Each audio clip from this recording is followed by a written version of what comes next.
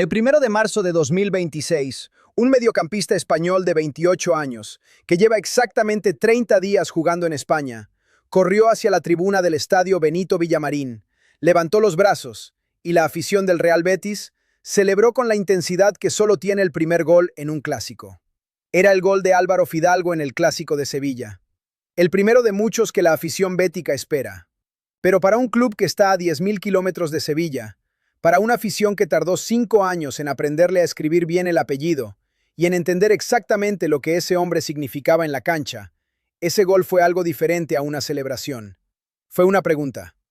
¿Por qué ese gol no fue en el Estadio Ciudad de los Deportes? Bienvenidos a El Cronista Azul Crema. Soy Javier Morales. Llevo 20 años cubriendo el Club América y he visto muchas salidas de jugadores importantes. Salidas que tuvieron sentido, salidas que fueron inevitables, salidas que el club manejó con la inteligencia que merece una institución de esta magnitud. Pero la salida de Álvaro Fidalgo en febrero de 2026, lo que pasó en los días previos y en las semanas posteriores, es algo que como cronista tengo la obligación de contar. No para generar polémica, para que la afición azulcrema entienda exactamente qué perdió y por qué lo perdió. Porque la historia de Fidalgo en el América no es solo la historia de un jugador que llegó, triunfó y se fue. Es la historia de cómo el club más grande de México todavía no aprendió a tratar a sus leyendas como leyendas antes de que se vayan. Y esa es una historia que va a seguir repitiendo si nadie la cuenta con la honestidad que se merece. Retrocedamos al febrero de 2021. Álvaro Fidalgo tenía 23 años y venía del CD Castellón, un club de la segunda división española que la mayoría de los aficionados del América ni siquiera sabían pronunciar. Llegó sin bombo, sin titular en los medios deportivos, sin la expectativa que suele rodear a los refuerzos del club. Llegó como préstamo, como una apuesta de Santiago Solari, el técnico argentino que en ese momento dirigía al América y que conocía a Fidalgo de su experiencia en el fútbol español. Y yo estuve en esas primeras semanas de Fidalgo en el América. Cubrí sus primeros entrenamientos, vi cómo llegaba con la discreción del que sabe que tiene que ganarse cada centímetro de espacio. No había actitud de estrella importada.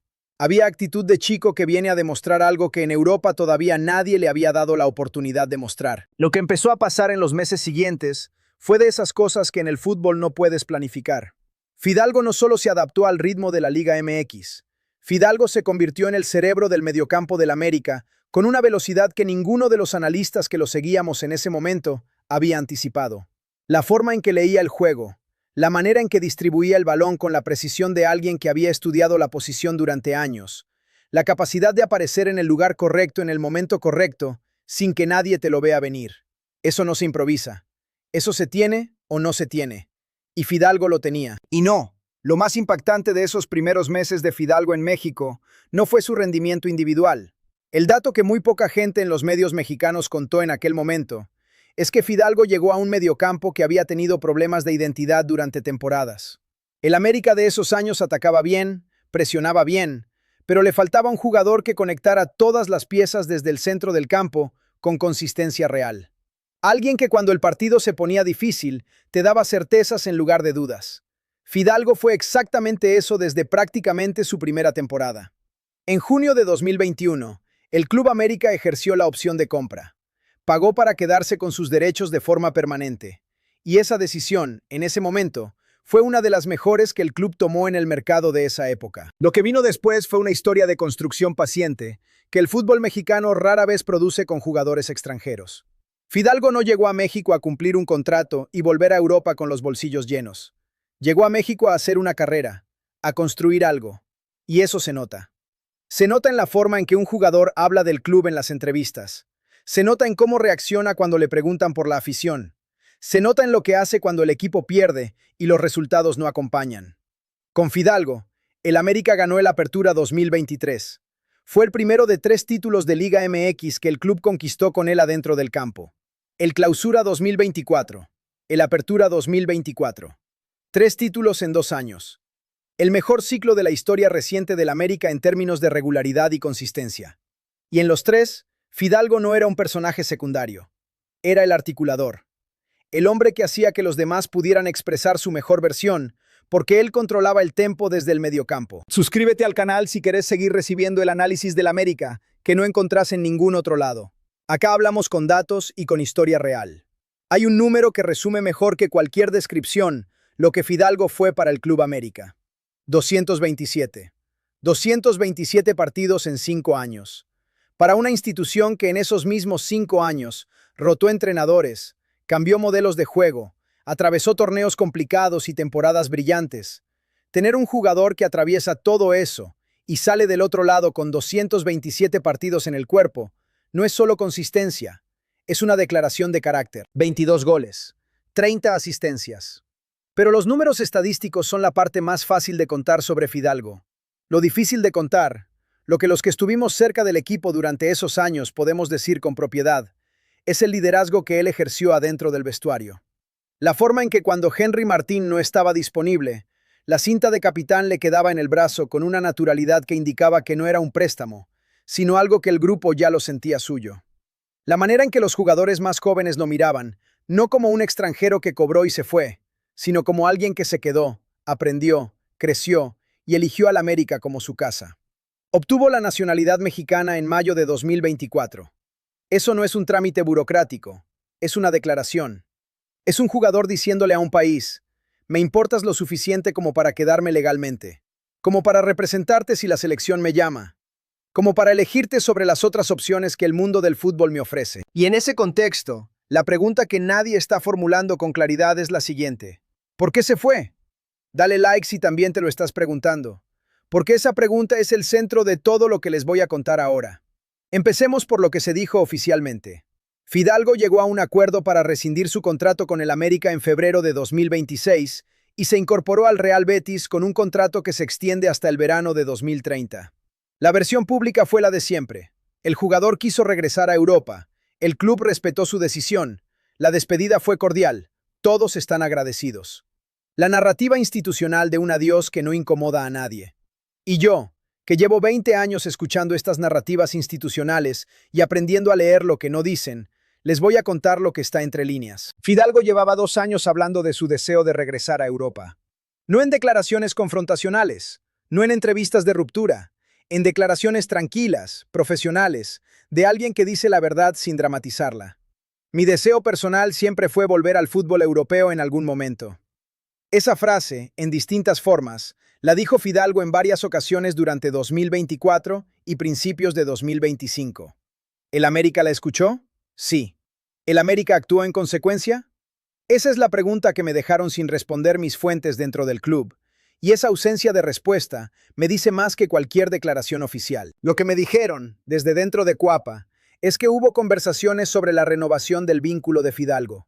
Conversaciones que en algún momento del segundo semestre de 2025 empezaron a tomar una dinámica diferente.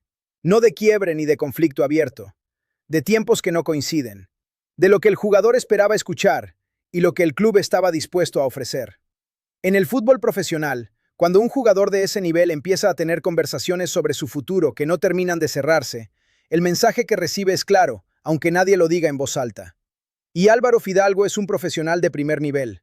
No necesita que se lo digan 2 veces. El Real Betis apareció con una propuesta concreta, con un proyecto claro y con la posibilidad de volver a la Liga Española a los 27 años, todavía en la mejor etapa de su carrera.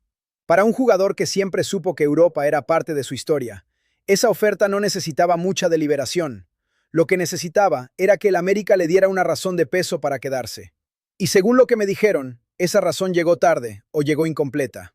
Ahora llegamos al momento que cerró el ciclo de una manera que ningún directivo del América anticipaba. El 1 de marzo, 30 días después de que Fidalgo firmara con el Real Betis. Clásico de Sevilla. Real Betis contra Sevilla FC. Villamarín lleno. Y Álvaro Fidalgo, en un partido de esa magnitud, marcó su primer gol con la camiseta bética. Lo que pasó después de ese gol fue el tipo de reacción que en el mundo del fútbol define si una contratación fue acertada o si fue un golpe de suerte. El nombre de Fidalgo empezó a circular en medios españoles con una velocidad que indica que el gol no fue una sorpresa para los que lo seguían de cerca. Fue la confirmación de algo que los analistas del fútbol europeo ya estaban viendo en los entrenamientos, en los primeros partidos de liga. Y cuando un medio deportivo serio empezó a vincular su nombre con el Real Madrid, con el club donde Fidalgo dio sus primeros pasos como profesional, el círculo se completó de una manera que, visto desde Cuapa, tenía que doler. Un jugador que el América tenía, que dejó ir. que en 30 días marcó en un clásico europeo, y que al día siguiente ya estaba siendo mencionado por el Real Madrid. 30 días. Ese es el tiempo que tardó Europa en confirmarse que el América tenía algo que el propio América no supo medir correctamente. Quiero hablarles ahora del contraste que me parece más revelador de toda esta historia. No el contraste entre Fidalgo y el Real Betis, el contraste entre cómo el América manejó la salida de Fidalgo y cómo el América manejó situaciones similares con otros jugadores a lo largo de su historia.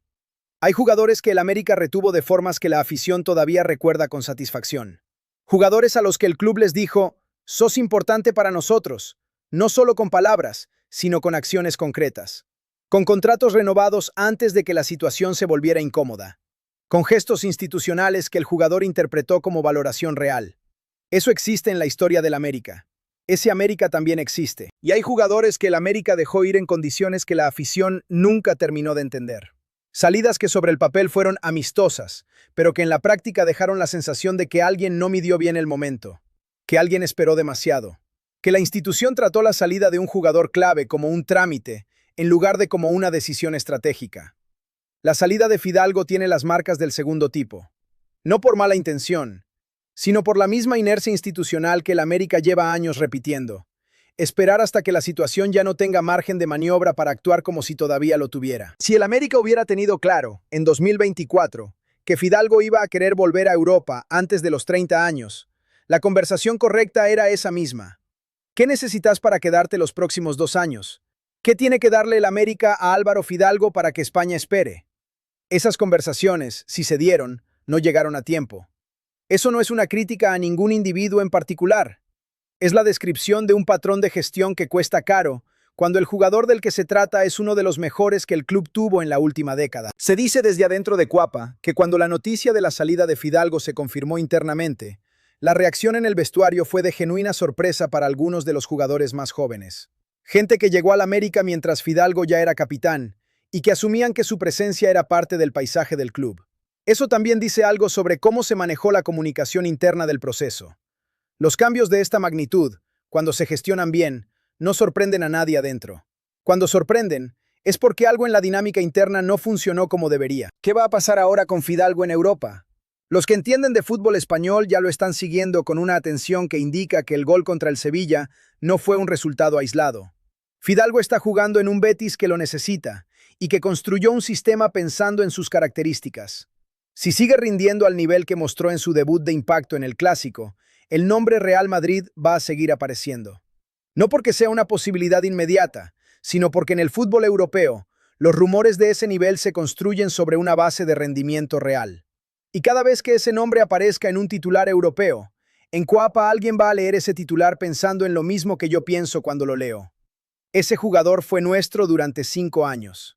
Quiero cerrar con algo que va más allá de Fidalgo como individuo, porque si se quedan solo con el América dejó ir a un buen jugador, se perdieron el punto más importante de todo lo que estuve contando. El Club América es una institución que tiene la capacidad económica, la infraestructura y la historia para retener a sus mejores jugadores durante sus mejores años. No siempre. El fútbol es dinámico y hay salidas inevitables. Pero hay un patrón de gestión que se repite demasiado seguido.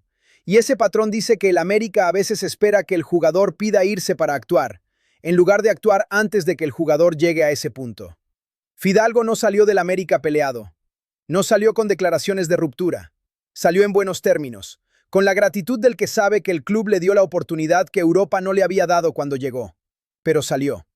Y la forma en que salió, y la velocidad con que Europa lo absorbió y lo puso en el radar de clubes enormes, es la señal más clara que el América pudo haber recibido sobre cómo tiene que tratar a sus figuras, desde que llegan hasta que se van. No cuando ya están con un pie afuera, desde el principio. Yo amo al América. Y precisamente porque lo amo, le exijo que aprenda de estas situaciones. Que la historia de Fidalgo no quede solo en el archivo de las buenas memorias, sino en los manuales de cómo gestionar el talento de élite, antes de que la gestión incorrecta lo lleve a otro lugar. ¿Cometió el América un error al dejar ir a Fidalgo? ¿O era inevitable que en algún momento el jugador eligiera regresar a Europa y no había nada que el club pudiera hacer? Déjenme esa respuesta en los comentarios. Quiero escuchar a los que de verdad entienden la diferencia entre una salida inevitable y una salida que se pudo evitar. Soy Javier Morales. Esto es El Cronista Azul Crema. Suscríbete si querés seguir adentro de Cuapa, porque esta historia todavía no terminó. Sé que le pasa a Fidalgo en Europa este año, le va a importar al América de formas que todavía no podemos anticipar.